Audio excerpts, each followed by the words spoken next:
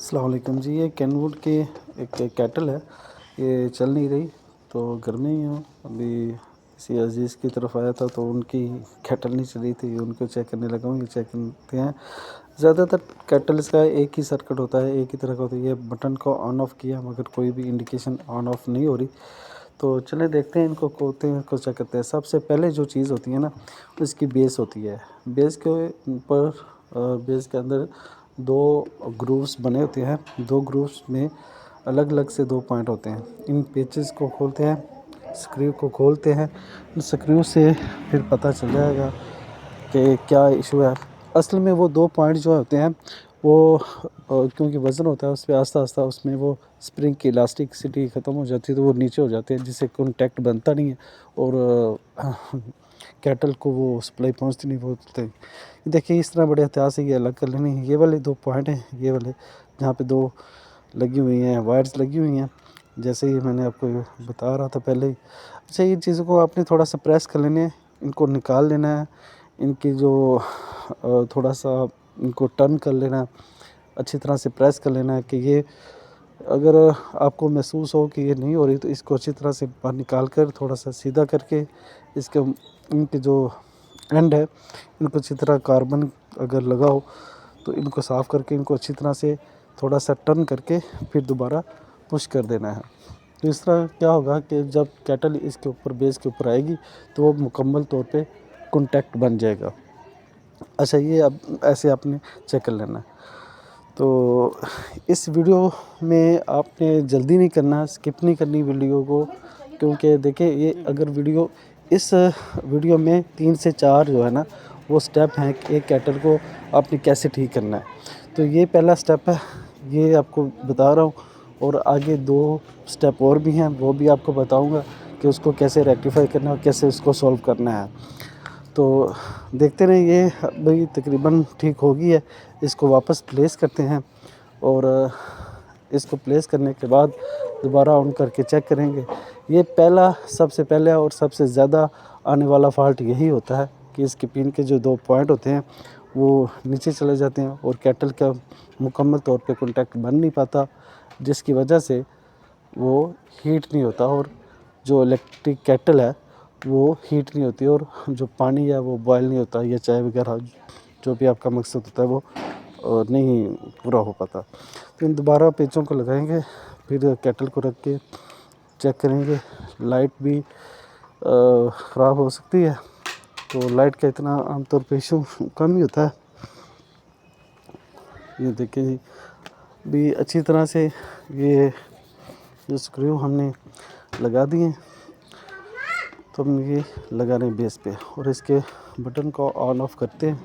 कोई इंडिकेशन नहीं आ रही तो इसका मतलब है कि बेस तो ठीक होगी, अब इधर कहीं पे मसला है।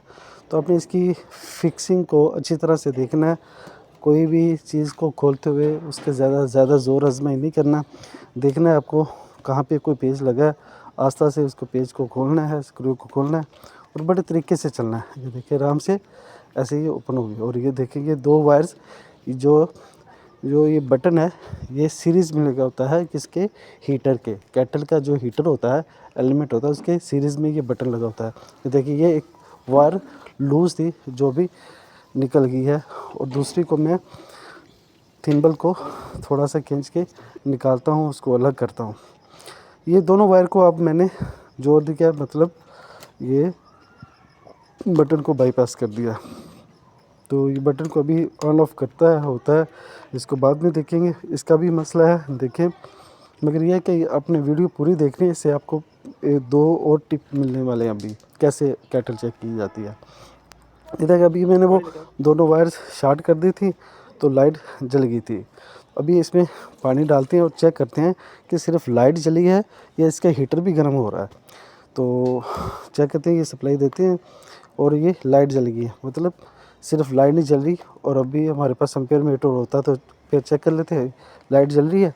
और एक ही मिनट के अंदर ना आपको यहाँ से भाप या यहाँ पे बॉइलिंग होता हुआ पानी, ये देखें बॉयल हो रहा है पानी, तो इसका मतलब है कि हीटर ठीक है और लाइट भी ठीक है, ओके होगी। अब मसला है एक और, मसला ये है कि ये जो वायर हमने इसको शॉर्ट किया है, तो इसको शॉर्ट रहने देते हैं, ऐसे चलाते तो बार बार स्विच को ऑफ़ करेंगे ऑन करेंगे तो सॉकेट भी ख़राब हो सकते हैं, स्विच भी। तो हमने इसका जो जेनवन बटन है इसको ठीक करना है। तो हमने बटन को इस तरह हैंडल करना है कि इस पे आपने स्ट्रेस नहीं देना, ज़ोर नहीं देना, बड़े आराम से आपने इसको फिक्स करना है। और इसके अंदर ग्रूव्स बने होते हैं, भी कैमरे में नहीं नज़र आ सकता है तो वो एक अलग सी बात है, क्योंकि हर चीज़ को इस तरह वाज़ नहीं देखिए, ऑन ऑफ होता है, नीचे को ऑफ और ऑन। ये दो वायर्स को दोबारा थिम्बल लगाएंगे। देखिए एक वायर तो ये छोटी पड़ गई क्योंकि ये जली हुई थी इसका एंड, और दूसरी पूरी थी। ये एक मैंने छोटा सा एंड तैयार किया है। तो अच्छा, तो ये छोटा सा एंड किया है, इसके थिम्बल को अच्छी तरह से प्रेस कर लेना है। और अपनी क्योंकि गर्मी कर रहा हूँ तो ज़्यादातर टूल नहीं है मेरे पास, तो गर्मी ये बस एक पेचकस और कैंची थी जिससे मैंने ये सारी की है। इसको अच्छी तरह से लगा देंगे। ये टाइट लगना चाहिए, लूज़ नहीं होना चाहिए। देखिए ये टाइट करके लगा दिया है और दूसरी वायर को मैंने पहली वाली वायर के साथ जॉइंट कर दिया है। तो इसको चेक करने के बाद देखिए ये जॉइंट कर दिया है। अच्छा, वायर को जॉइन कर दिया और बटन के साथ इनको कनेक्ट कर दिया।